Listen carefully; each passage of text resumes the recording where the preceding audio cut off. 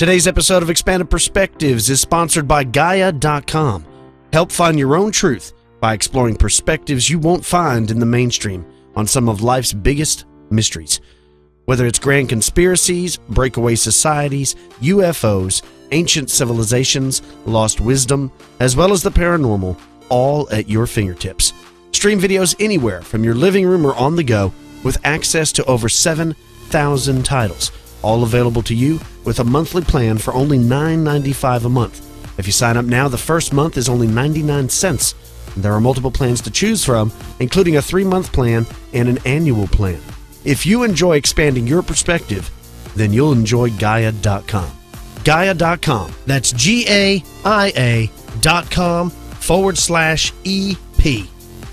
Let's start the show.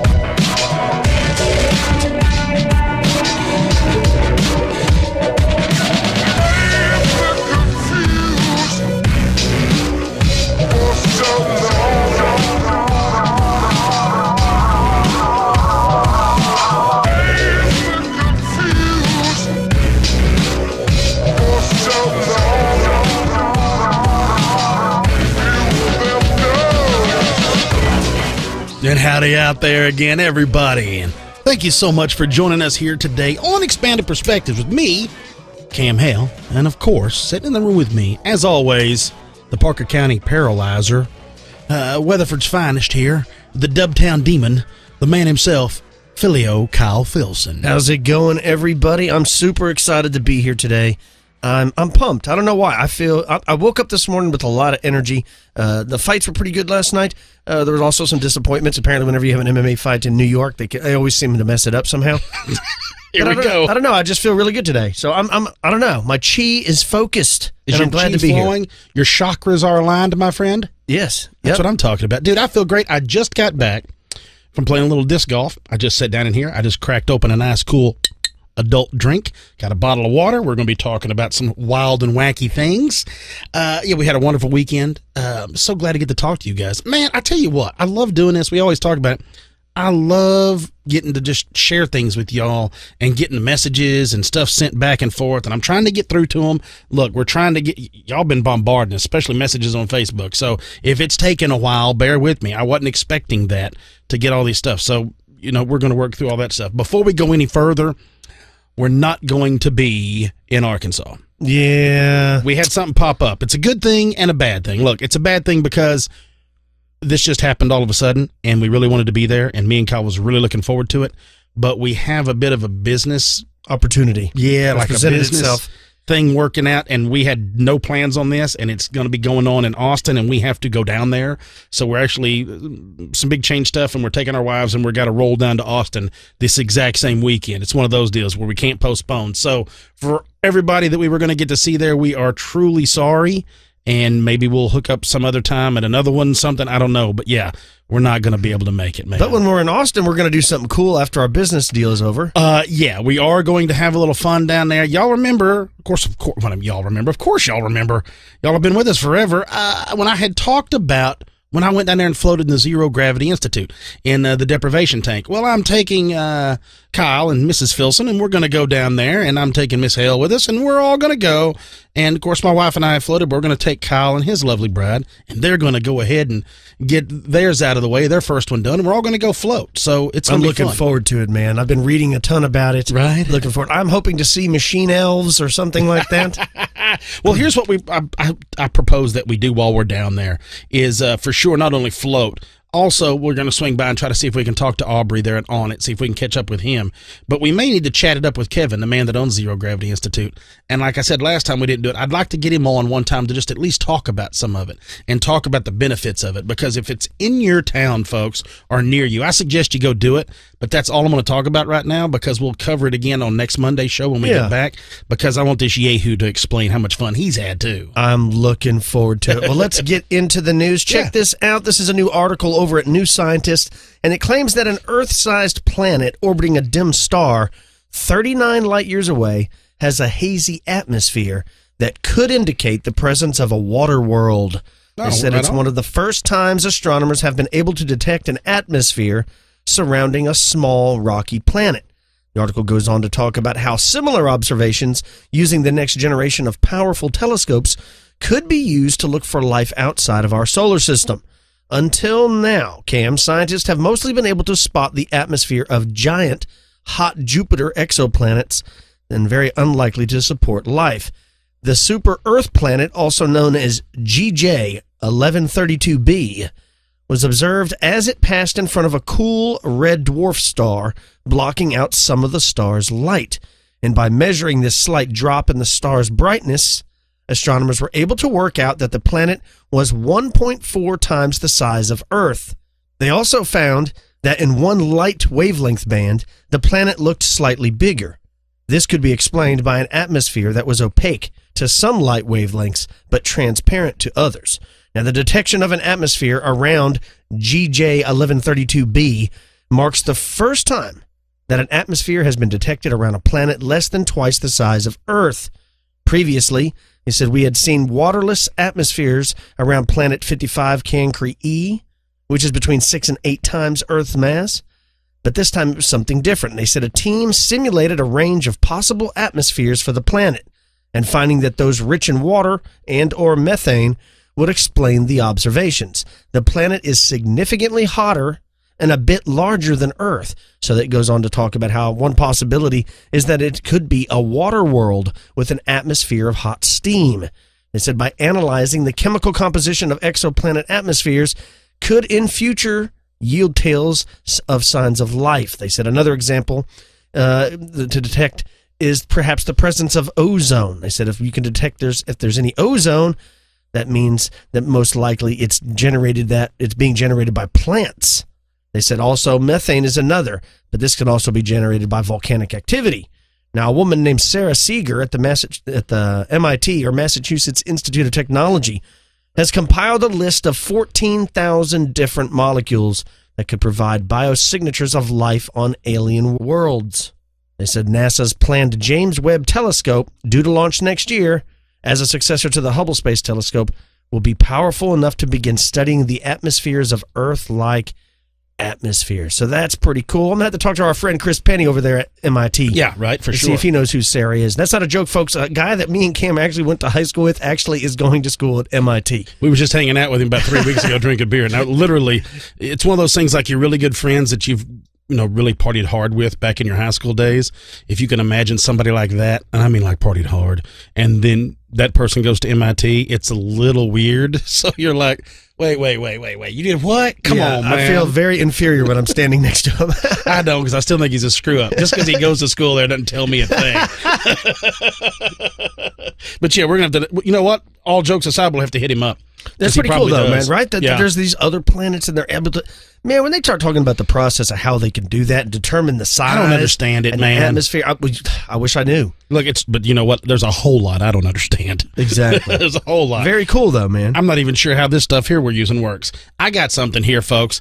I'm going to touch on something I haven't touched on in a long time. I dug this out of a website I don't normally go to. This comes from Cryptozoology News. This is a Texas man releases a UFO video. I still think Cam owns Cryptozoology News. Seriously. I don't think you're telling me the whole story. I'm maybe pulling your leg a skosh. Y'all can go there and watch this video. It's on YouTube. I'll tell you this. He took it with his phone.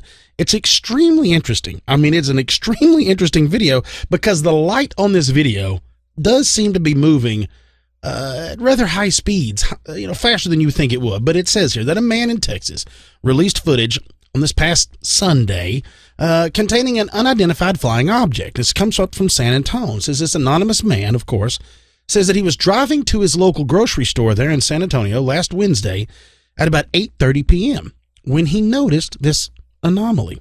He says that it caught my attention because it was so large and bright. And he goes on to add that the UFO began moving slowly, and he drove to the other side of the store to park and take a video of it, like I said, using his phone.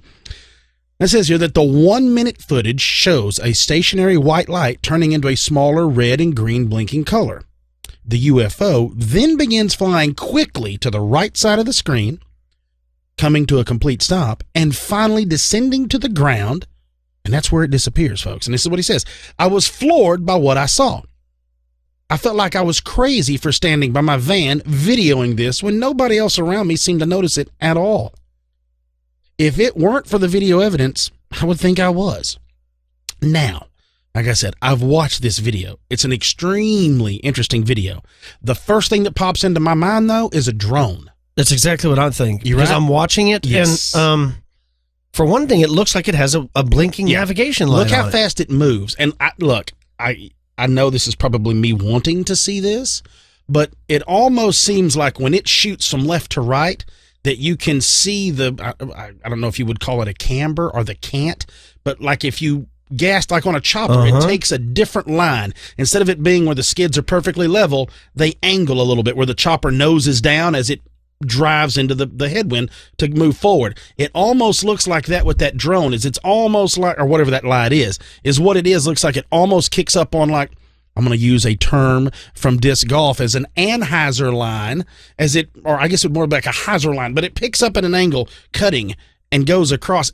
And I can't tell if I'm seeing that or if I want to see that. I know what you're saying. I'm looking at it too, and I just watched it for the first time ever. And to me, it's all based on scale.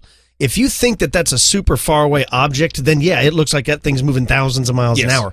In reality, if that thing is 100 yards away, most drones will go 45, 50 miles an hour. Well, that's why when you're looking at a baseball game, the ball doesn't look like it's moving very far when you're sitting way back up in the back and they hit one to the outfield. It looks like it's just barely taking its time to get out there.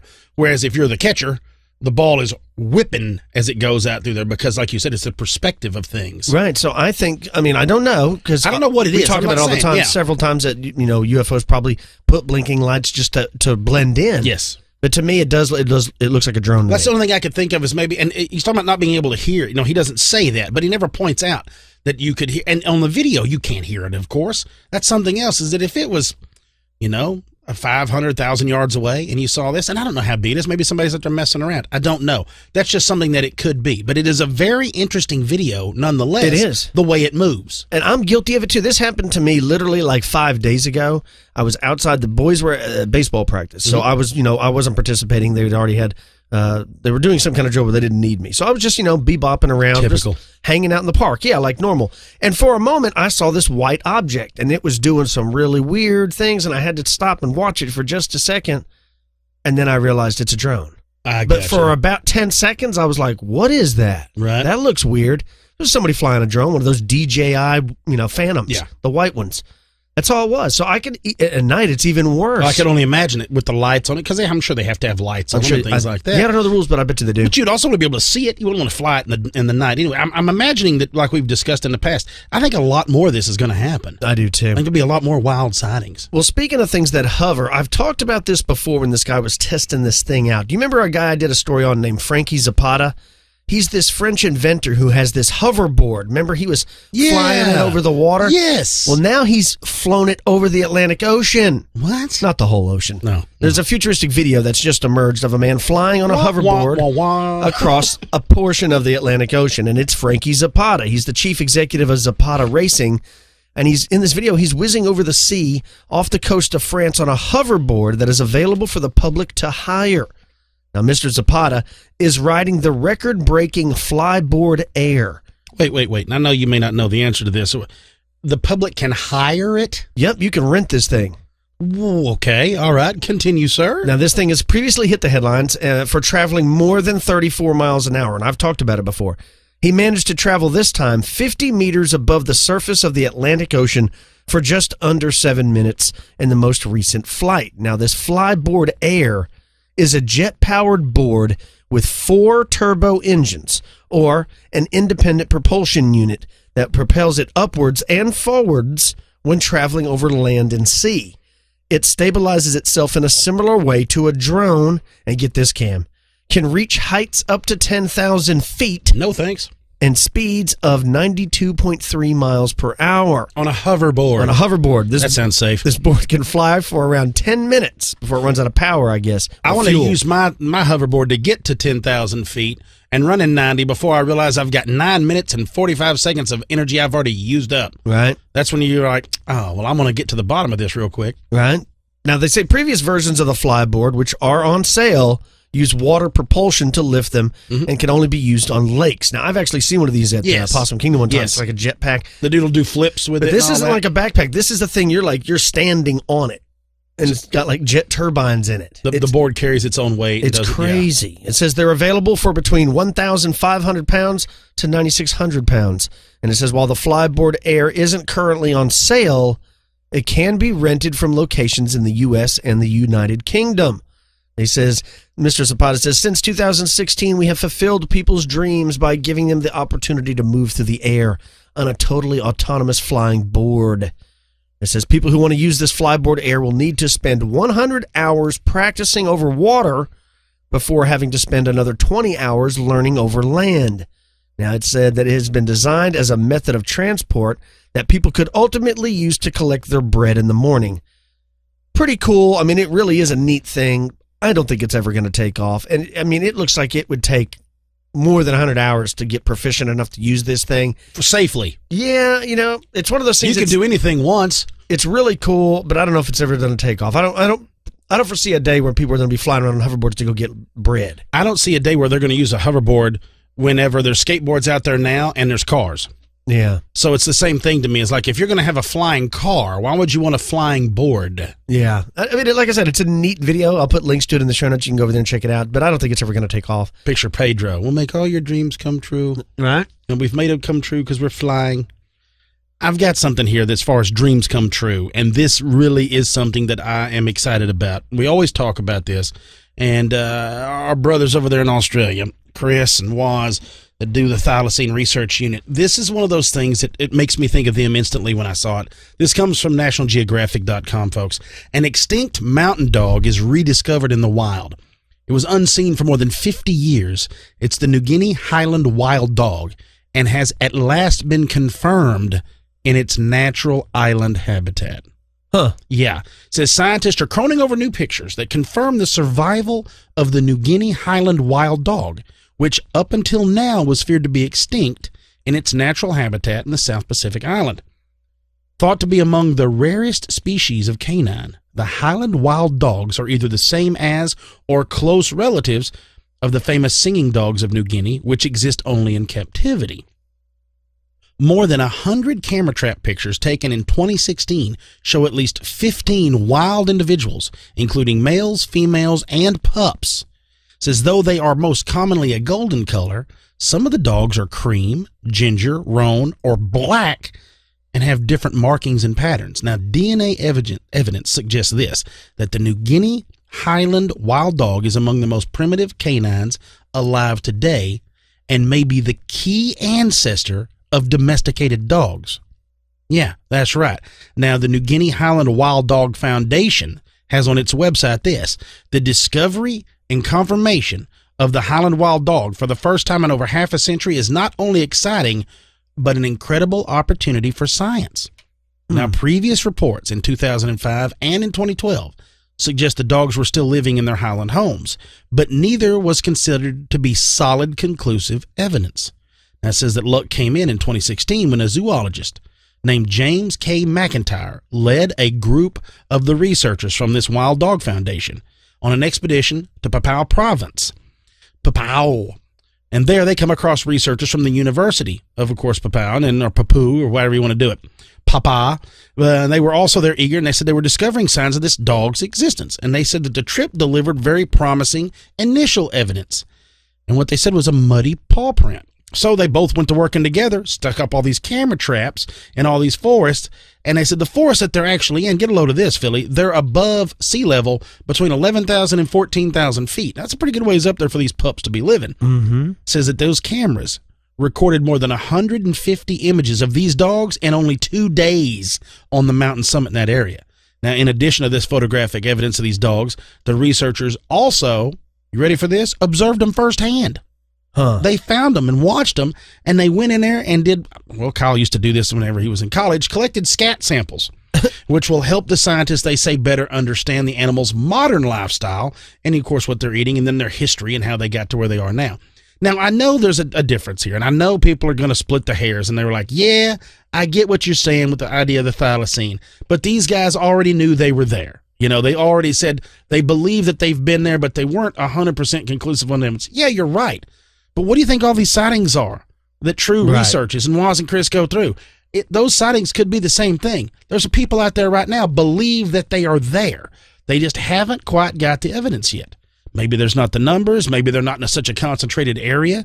Like if you took this whole group and spread them across the United States, there was only 50 of them, say, good luck finding them. You know, the whole deal. So I hold out hope that something like this is going to happen in that area to find the Tasmanian tiger. I'm a big fan of this. Fingers crossed. That's what I got hoping for anyway with that whole deal. And as far as speaking of hoping, I hope y'all stick around after the break because I've got something interesting here that one thing led to another, and you know how we start digging around and stuff, and I found some interesting stories that I had never thought about in a certain way, and we've covered some of this stuff in the past, but this is something that I had never really wrapped my head around in this way, so this is something I think is going to be fun. So when we get back from the break, folks, I'm going to be discussing highway phantoms and vanishing hitchhikers on the other side of this little dumpling. You're listening to Expanded Perspectives.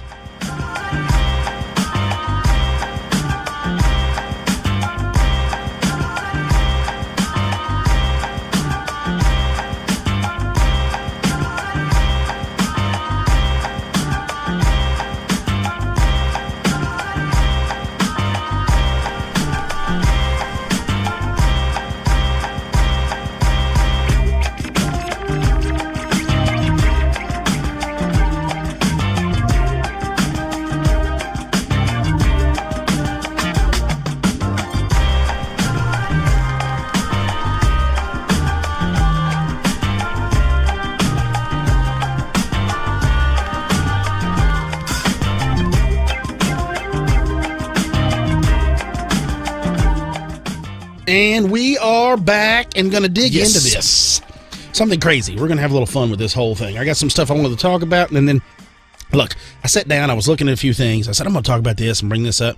And then I stumbled across this story, and then it's one of those deals like your ADD kicks in, and you start chasing it down a rabbit hole. Next thing you know, you've spent hours looking at this stuff. You're like, man, this is pretty cool.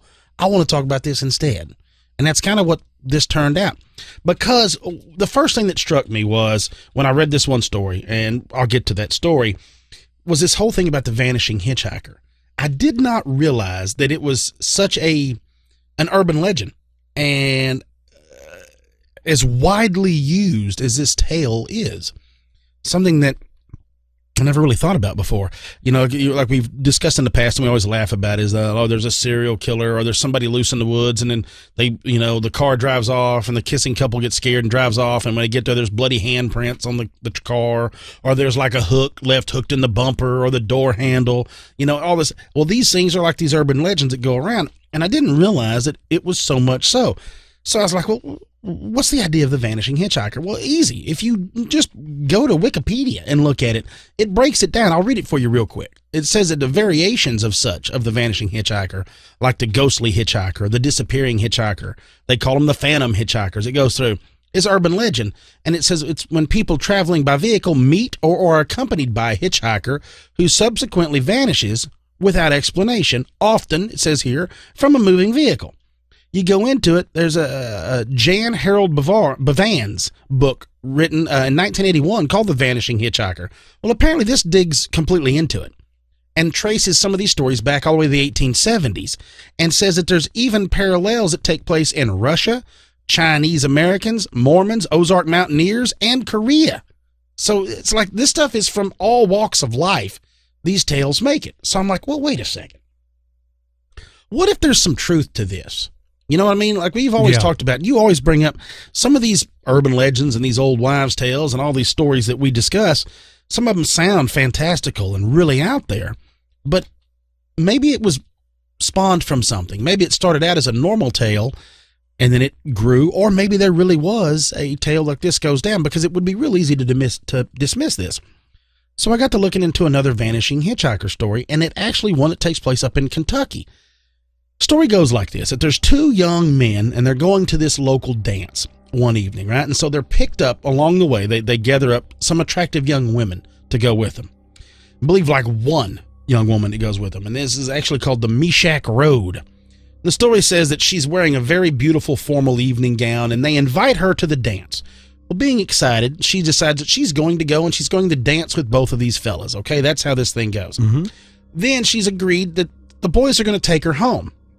But they say that only if she could be let out at a certain spot, is the way this tale says. The story goes that it was raining when they leave the dance, and one of the boys offers to give her the coat of his coat and says that he would pick it up from her later. So they drop this girl off along this Meshack Road on this little tiny house, and a few days later, this boy, knowing where they've dropped her off, goes back to get the coat. This is how the story goes. So he goes up and he says he asked this girl, and there's a woman at the house, and she's asked, hey, I'm trying to find this girl. And she said, well, I did have a daughter, but she died in an accident along this very road. And she tells the boy where she's buried. And he goes to this churchyard there, this courtyard area where she's buried by this church. And the story says that it was there where he found his coat. It was laying neatly beside the grave. So that's a little strange. You get it, it's like, wait a minute, but that even sounds like an old wives' tale, urban legend story, right?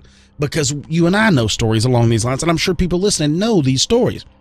There's even another one that goes along that there was a phantom hitchhiker or whatnot connected to that same road. And it says that they would report, get a load of this. This is a little bit different. Some motorcycle riders would travel down this road in the evenings, and they would say that they would get to a certain point, and they would feel like somebody was on them. Like jump on the back of the bike almost, because they could feel arms or something wrapping around them. Like it getting tighter, like something is hanging on. And then they would talk about that it would only be that way for a mile or two, and then it would go away on this same road there in Kentucky, which I was like, well, that's really odd. What the heck's going on? Then it got to saying that people that would ride horseback on the lands around there, which sounds crazy to you talk about Kentucky. You talk about the Kentucky Derby, the horses, that's in their blood. That's what this is in that area. They report the same thing, not riding down the road, of course, but riding in pastures and things along this same stretch of the highway report the same thing. Is somebody getting on them, grabbing a hold, holding on, something strange, like it always feels like a presence, not a coldness, but the feeling of something physically holding on to them for a small amount of time, a mile or two, a few hundred yards, almost like it's timed out. I'd never even heard of that. I'd never even heard of the fact that something would jump on and jump off of you. But, it goes back into the whole urban legend thing. Now, why you would tell that, I have no idea. I don't know what the benefit would be to saying, if you want to keep your daughter off the roads at night or whatnot, or however it is, because usually that's what it is. It's usually the kids. So I started looking into this. I'm like, well, let's see what else I can dig up. Well, I started digging around, and I found a place just south of Jamestown, North Carolina. And it's actually, there's a bridge. And this road that this bridge is on is called US 70A, or they call it High Point Road in this area. And I'm sure the listeners, some that live in that area, know of this. It's called Lydia, the Phantom Hitchhiker. That's pretty much what they say. So the story says that in this area, the US 70A is a very twisting, curving road. And there's a very old overpass in this area that's overgrown. And multiple drivers in this area have reported seeing a young woman in a white evening dress. Sound familiar? Right? Sound familiar? Yeah. Standing by the side of the road. But they say she's not just standing there like these young boys reported when they picked her up in Kentucky. They say that this woman is trying to flag a car down. So the story goes in this area that when you pull over, that she's a very meek young lady. So she's kind of scared. She's kind of subdued.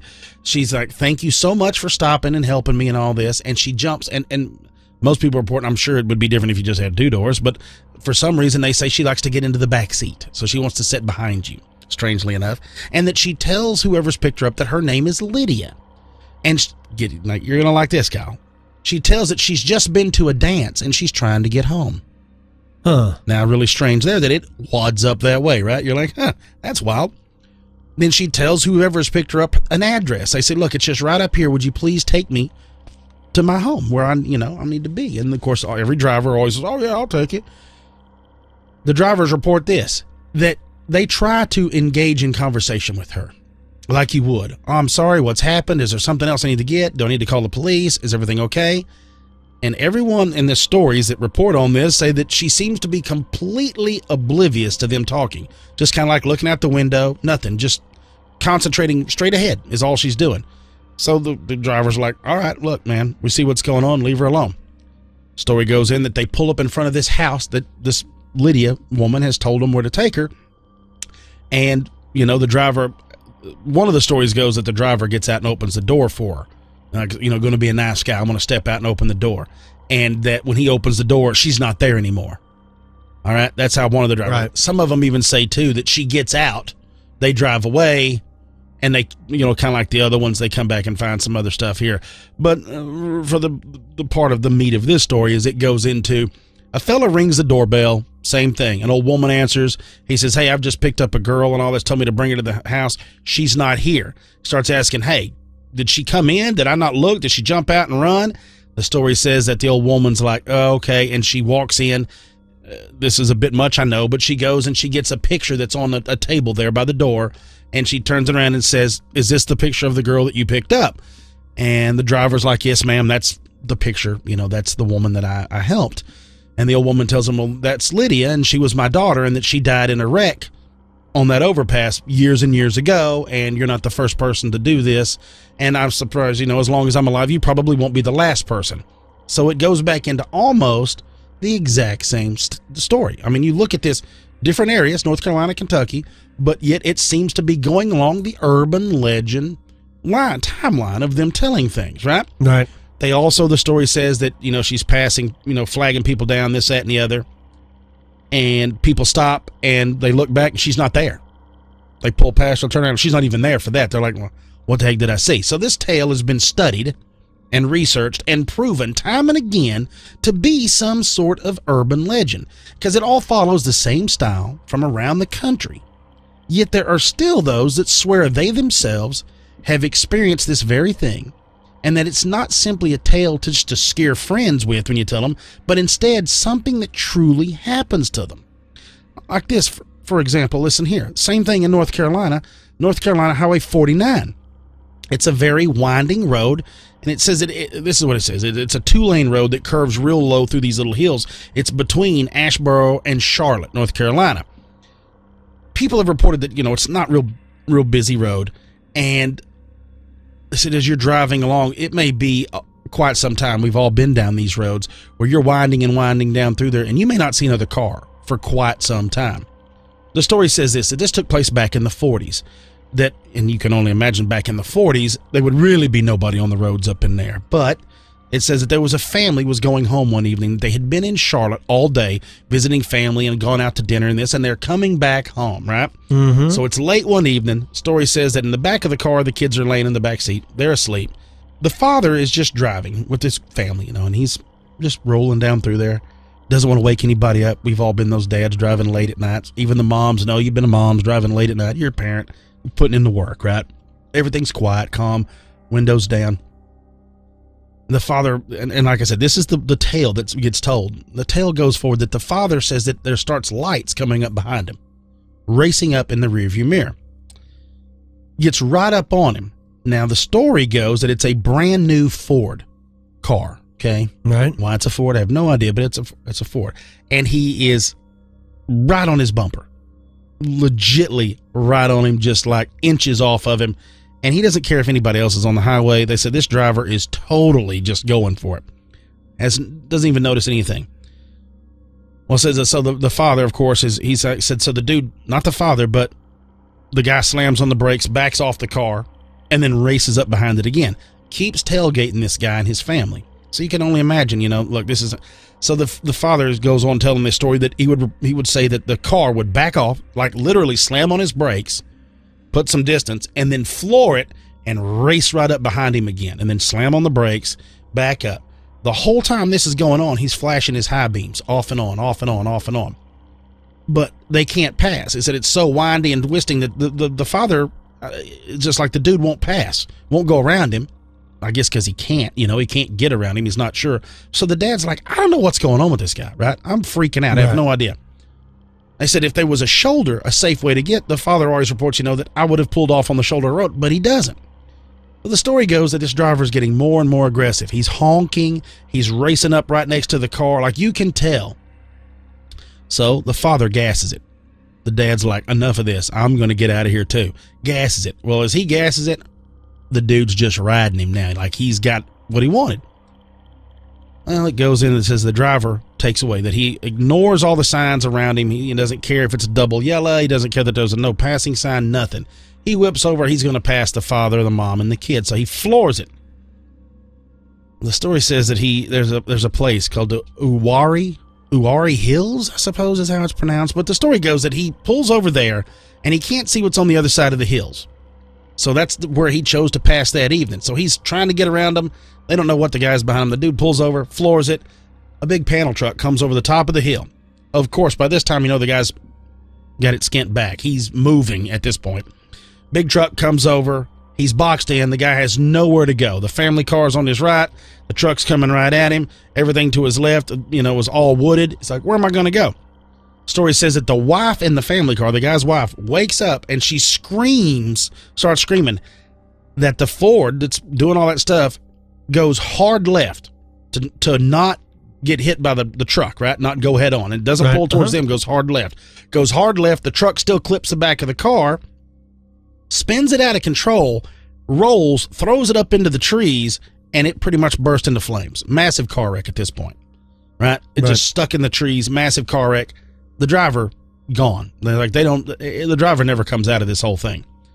That's the story that was laid down for the base work of this, where I'm going with this, because it wasn't much longer after that where this story starts popping up that people say that when they're driving at night that they'll see a pair of headlights coming up behind them. And this is like current, okay? Current times people have reported this. Headlights race up behind them late at night, follows real close a car. Same thing. Flashing its lights, racing in and out, moving over in the left lane. Except this.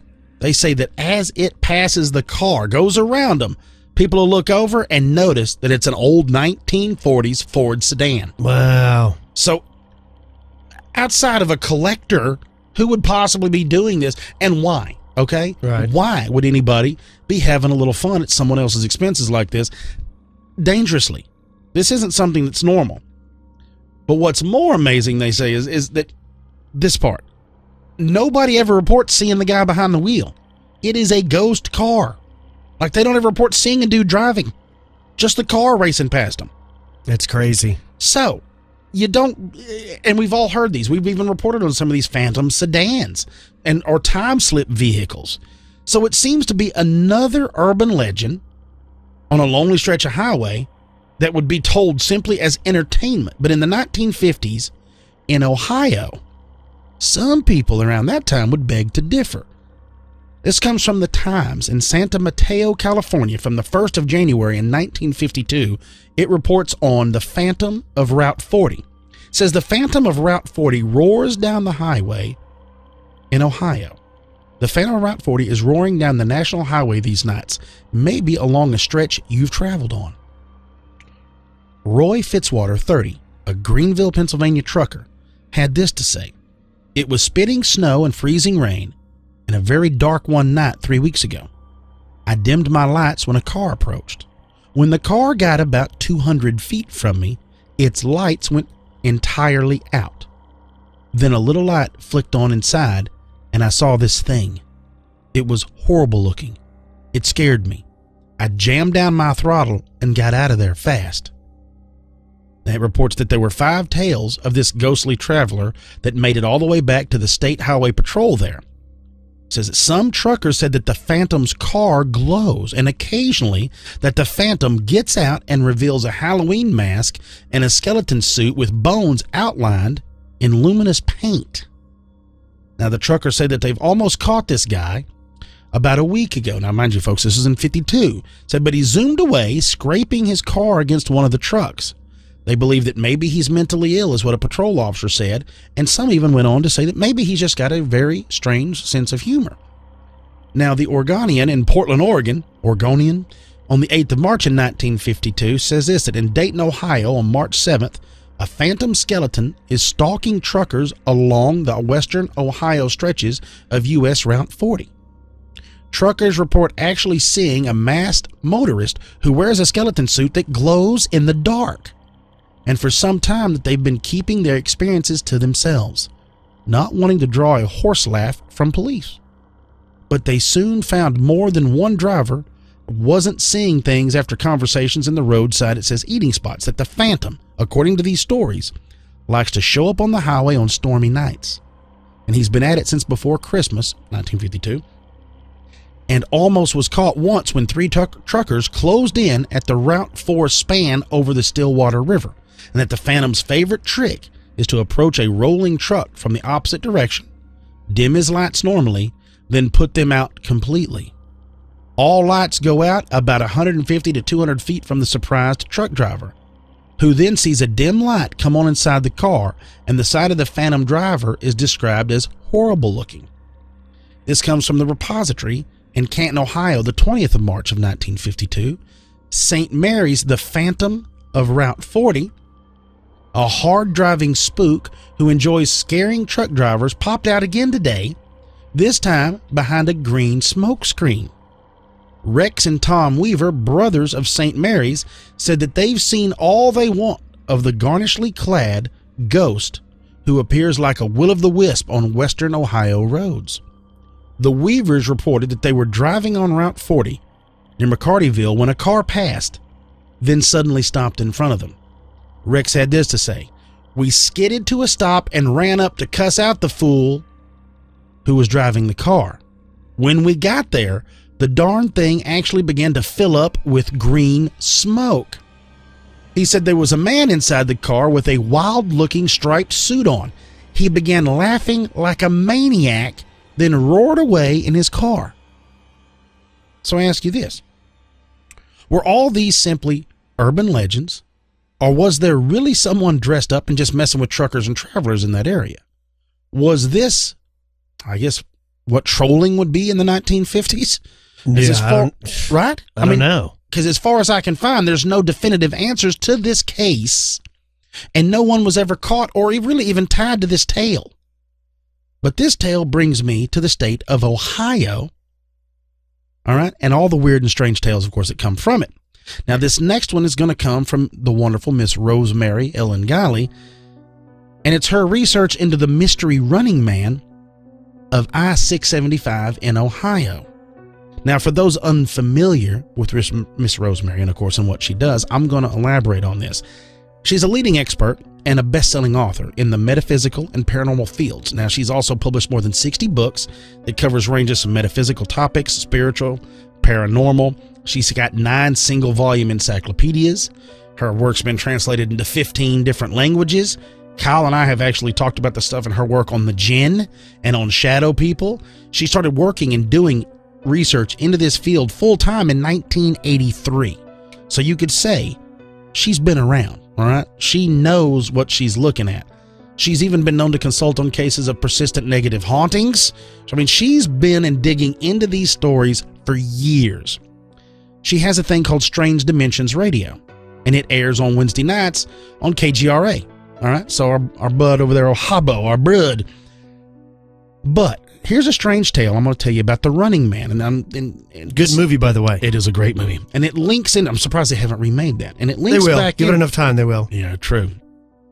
Because this, as y'all can tell, I'm bottlenecking down to where it starts as a broad brush of urban legend down to some things that are truly hard to describe and wrap your head around. And this is what she writes. In the summer of 2008, husband and wife, Diana and Ollie, had a startling experience with a faceless, handless man who suddenly appeared alongside their car as they pulled onto a freeway late at night. The experience lasted about a minute and forever changed their minds about the existence of paranormal phenomena and mysteries that defy explanation. At that time, the couple worked cleaning carpets, and one of their clients was Circuit City. One summer night, they wrapped up their work at a store in the Beaver Creek, Ohio area around midnight. They decided it was early enough to head home in Kent. They pulled onto Interstate 675 northbound at exit 17, and almost immediately, a violent thunderstorm hit. Rain slashed sideways across the pavement, and the sky lit up with lightning. Thunder crashed. The freeway was deserted. There were no vehicles in sight. The rain was so heavy that they decided to pull off at exit 20 and wait the storm out. After about 5 minutes, the rain let up enough for them to feel safe getting back on the road. Ollie eased into the right lane, and then something caught his side vision, and looking to his left, he was astonished to see a man wearing a gray hoodie running very close alongside the car, keeping an even pace with his side window. "Is that a man running on the road?" Ollie asked his wife in disbelief. Diana saw the figure too. It was no ordinary man, however, which chilled both of them to the bone. The hoodie only partially covered the running man's head, but no face was visible where a face should have been, especially considering the closeness of the figure. The space where a head and face should have been was empty and black. The man's arms pumped up and down as he ran effortlessly alongside the car, but no hands were visible. From their angle, Ollie and Diana could not see below the waist, and even stranger, the mystery man was not getting wet from the rain. The figure paid no attention to the couple or their car, as if they didn't even exist. Ollie sped up from about 10 miles an hour to 25 miles an hour. The man ran faster, but still smoothly and effortlessly, and kept an even pace with the car. She writes, "What human being can run 25 miles an hour without effort?" "Let's get out of here," Ollie said, and he floored the gas pedal, and they roared off down the freeway. So they did not look back and kept going until they got home, and that was the last time they saw the running man. So she writes that she was trying to figure this out. Did something have to do with the storm? Was it the thunderstorm? She said the explanation makes sense as I would propose this myself. Violent storms with rain, thunder, and lightning, and ionized air that results from them have long association with the manifestation of paranormal phenomena. Well, we start talking about some of these stuff raining on the nights where this girl in white dresses flag them down. Okay? This seems to be an ongoing thing. She also talks about that perhaps it was a parallel dimension, and what they're seeing is a part of the person that's running. Now, it says that he was not entirely of our dimension, as some of the details of the face and hands were not visible, and it was not raining in his dimension, so he wasn't getting wet. So she brings that up. Now, this is what Rosemary says, that she favors interdimensional explanation. But she says there's some odd things about it. Was the figure really a human man from a parallel dimension, or was it an entity in the shape-shifted guise of a man? Was it a trickster entity out to have some opportunistic fun with the couple out on a dark, lonely stretch of the highway? She even brings up the fact that the figure ran along the side of the car at 25 miles an hour. Usain Bolt runs just under 28 miles an hour in a 100-meter dash, okay? All-out sprint. Yeah. That's 100 meters. And this guy wasn't sprinting. He's just moving along beside them. She even writes here that scientists speculate that technically humans could run as fast as 40 miles an hour if they could significantly reduce the amount of contact time the foot has to spend on the ground. Yeah, well, good luck with that. Right? Here's something else she points out. I-675 is a 26.53 mile bypass of Dayton to the south and east and connects Interstate 70 and 75. And it passes right by Wright-Patterson Air Force Base. That's something out. So recently, she dropped this little old brain vitamin on all of us. And again, this comes from Ohio and yet again deals with the mysterious figure on the highway. She posted this on her website, folks, March 7th of 2017. The Phantom Hoodie Man, you ready for this? Of I-70. Yeah. Now, I just said it connects this, right? I-675 connects interstates I-70 and I-75. Recently, I met Chris Fortifer at an event in Dayton where I talked about the Phantom Running Man of I-675. What I've just discussed, a hooded figure, no face, hands, and the feet that ran along the side of the car. Chris had his own encounter with a similar figure on another road. Chris had been a subcontract driver for the United States Postal Service for the past 7 years, and he drives a semi-truck from Dayton, Ohio to Pittsburgh, Pennsylvania, and back 4 nights a week hauling mail. He usually arrives in Pittsburgh around 10 p.m. and then gets back to Dayton around 3:30 a.m., and he uses I-70 through Ohio. For 7 years, nothing unusual has happened on that drive. He says that changed in May of 2015 when Chris encountered a Phantom Hoodie Man standing on the side of the freeway and acting quite strangely. She writes that the incident occurred on an otherwise pleasant Sunday morning about 1 a.m. Traffic was light and there was no unusual weather, but it had been cloudy that night. Chris passed mile marker 140, about 10 miles west of Zanesville, traveling about 65 miles an hour. Suddenly, his headlights hit what appeared to be a man standing on the right shoulder of the freeway. With a shock, he realized the figure was floating off the ground. It had no feet. Now, this man, in quotes, was dressed in dark blue jeans, a dark brown hoodie embellished with yellow gold symbols that looked like a college fraternity Greek letters. It had no hands either. As he passed by, the figure raised its head as if to look back at him, but there was no face, just empty blackness. Even stranger was that the right shoulder of the figure was flipping back and forth at an incredible speed. Chris says that if you take your hand and flip it back and forth as fast as you can, it was even faster than that. My hand doesn't even go that quick, not to mention how difficult it is to flip a shoulder. Now, another semi was behind Chris, and he jumped on his CB radio to ask the driver if he saw the figure too, but the driver said no. He saw nothing on the shoulder of the road. Now, Chris is a frequent experiencer, it says here, of paranormal, and had encountered some weird things throughout his life, but nothing like this faceless, vibrating hoodie man, and it completely unnerved him, so much that he had to call his best friend, it says, working on the night shift at a gas station just to tell him about it. And he says the reason being is because he needed to hear a calm, relaxed voice. Now, 2 weeks go by, and on the exact same run, at almost the exact same spot, Chris said he saw what appeared to be a shadow person stepping into the road. It had one arm raised, and he could see straight through the entity's mouth. Now, Rosemary says that she asked Chris if there was any possibility if the figure could have been a college frat student, messing around, just playing around. And this is what Chris says. There's no way that was a solid person standing up on the side of the road. It had no feet, no hands, and just darkness for its face. That it was very, very creepy. Now, perhaps the flipping shoulder, she says, was a symptom of something that was from another dimension and was not completely materialized into ours. She says, I have long thought that entities, aliens, and mysterious creatures and beings are interdimensional visitors. So, that's what I found, and that's what I want to talk about now with y'all right quick before we go into break. A real closing thing is to think about this. We start off with books, written of an urban legends of these vanishing hitchhikers.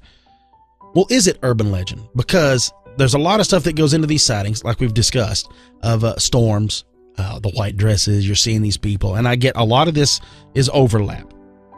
Could it have been something that's overlapped? Could it have been something that there was a little bit of a strange sighting and then they took and ran with it? That's very, very possible. Mm-hmm. We all know how stories work and how stories grow. That's this whole thing. Or Or is always the best part. Or is it something that is truly interdimensional, like she talks about? Was it something that we saw, but like you and I have discussed multiple times before with the jinn? Was it an old wives' tale? Was it simply an urban legend? And we have put so much into it that we ourselves have caused it. You know, we've put and made it like a thought being, or you know what I'm saying is like you focus. It's like a tulpa. We've created this, or maybe we've actually personally created these doorways that allow these things to come through that we see here. Or much like we've discussed with Gettysburg, much like we've discussed just on this last Elite show, and I talked about with the amusement parks and things that people have seen there. Much like that, does the highway truly have a memory? Is there an area there where there is a brutal accident and the highway truly... I always think back to the old Red Sovine song, Phantom 309. Right. You know, and that's what it's all about. The old hitchhiker, and he gets picked up, you know, and Big Joe picks him up in the Phantom 309 18-wheeler, and then he drives and he tells him, I'm not going that way, I'm going to have to let you off here, and he gives him a dime, and he goes in to buy some coffee, and that's when everybody freaks out because Big Joe died 10 years ago. This whole thing, you know, listen to the story. It's an old country song. It's great. Don't listen to Teddy Bear that Red Sovine sings. It's so sad. But this is something that I can tell that's stuck in Americana. It's stuck in us. Like we've talked about apple pie and baseball here in America.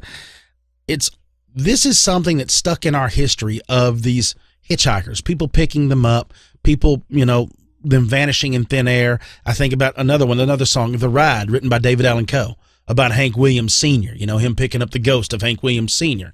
All of these things are something that is, it's caught up in our collective minds.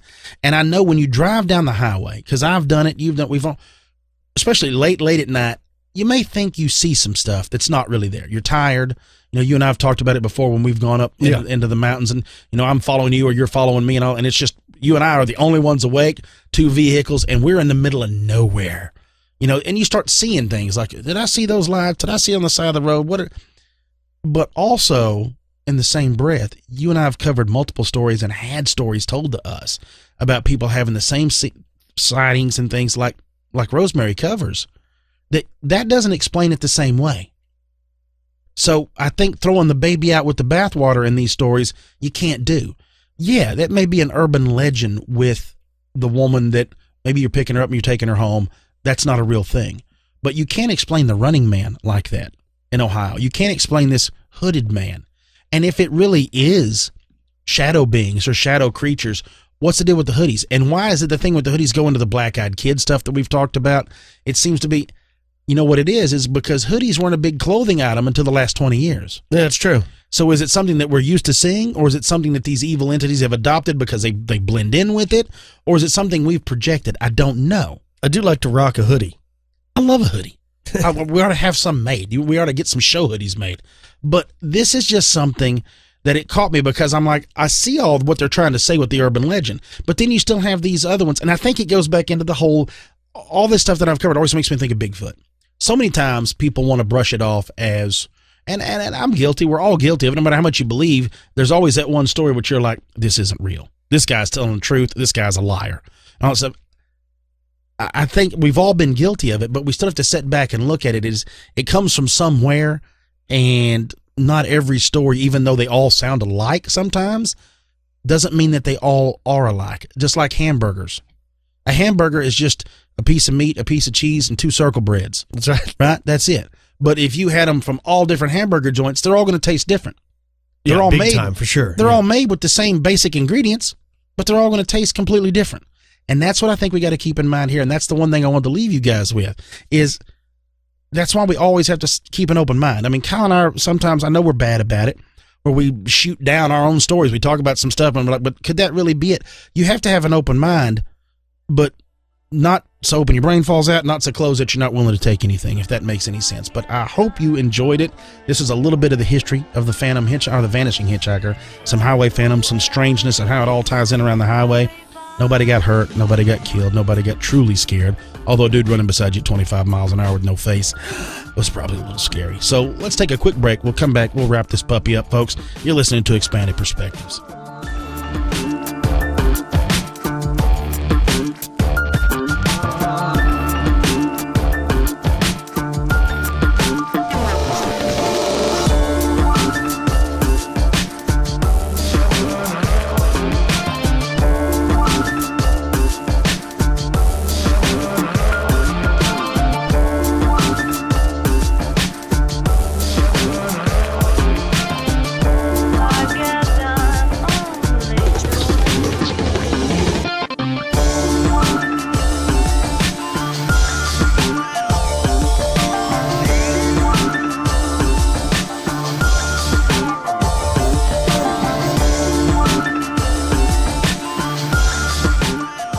And we're back with expanded perspectives.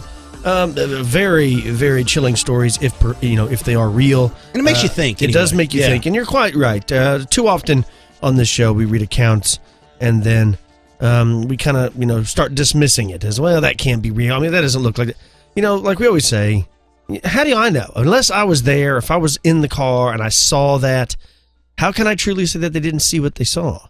I don't know. As far as a guy pulling a prank on truckers back in the 1950s, right? 1952, I think that's highly unlikely that somebody, if you're a truck driver and you're on the road driving all the time, I think you'd be able to tell whether or not somebody was pulling a prank. And to me, for so many people to see the same thing is a little suspect. Well, it makes me think of, I did know this, that there was a guy that actually, the way it came in, and I'm trying to remember when it was, but it actually took place in Kentucky.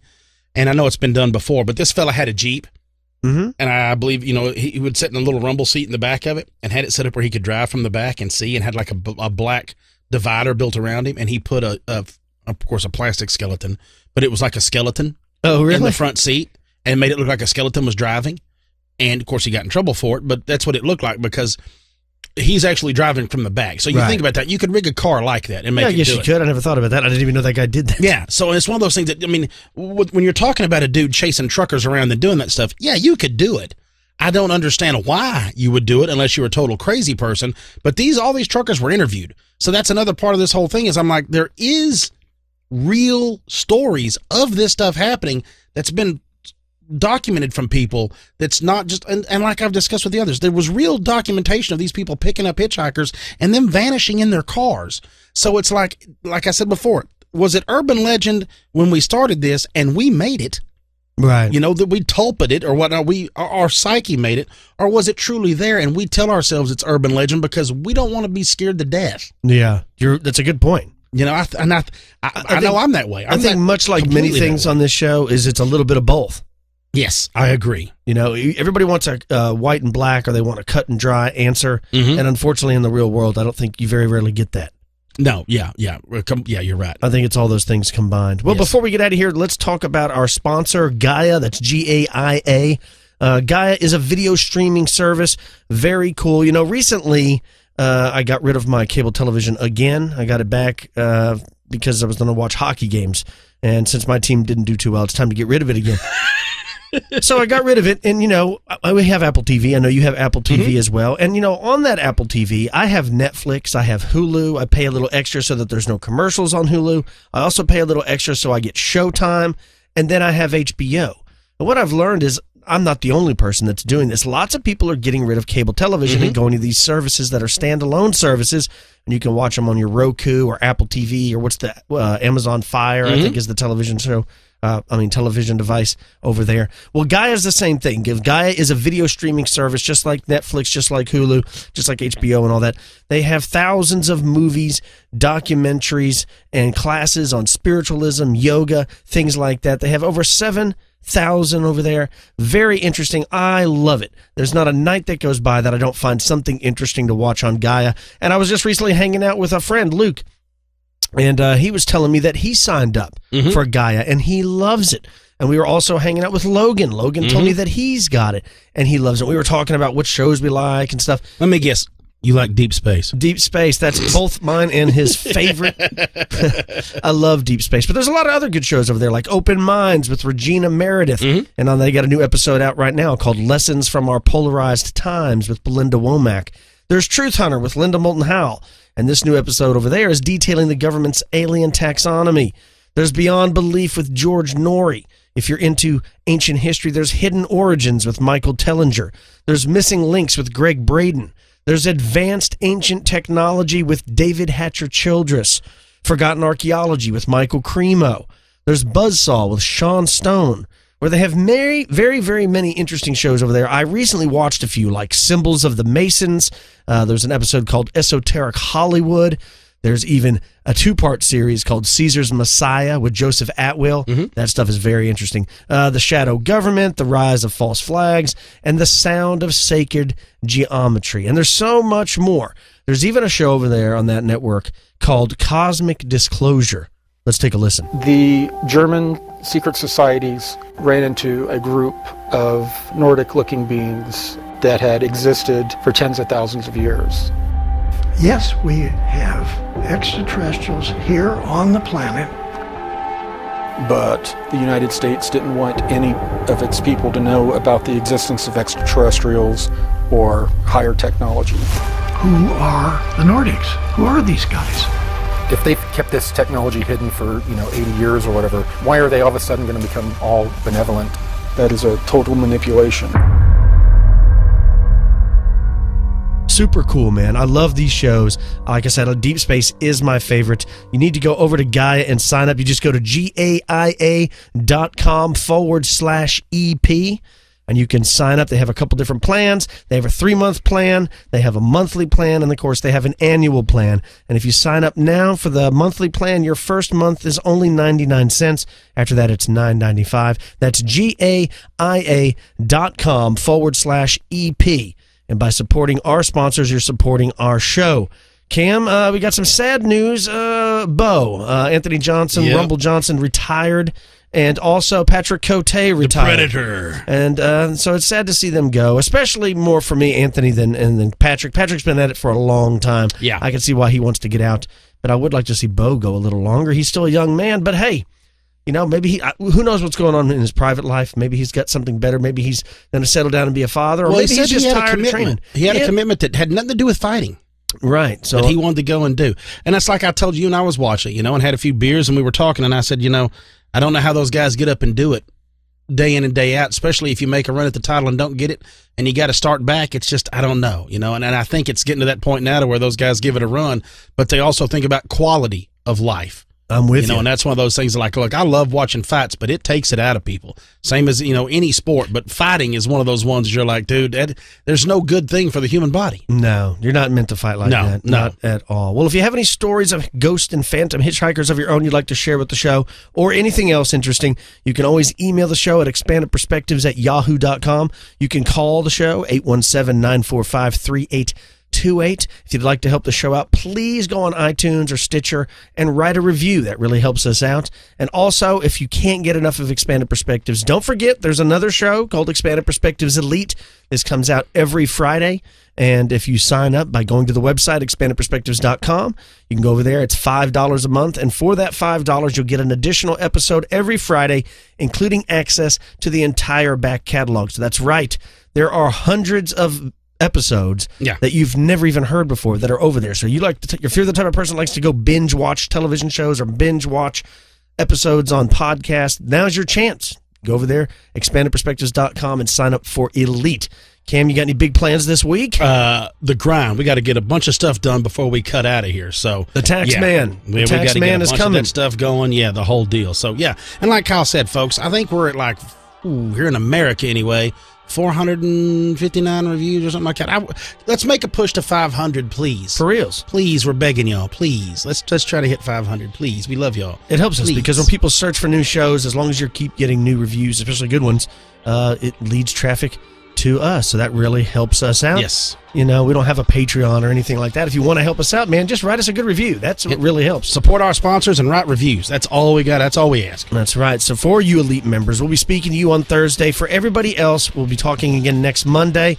For Pretty Lights, Gaia, Phantoms and Monsters, Intertradition Books, New Page Books, Llewellyn Books, Anomalous Books, and Ancient American Magazine, I'm Kyle Filson. He's Cam Hale. Peace, y'all.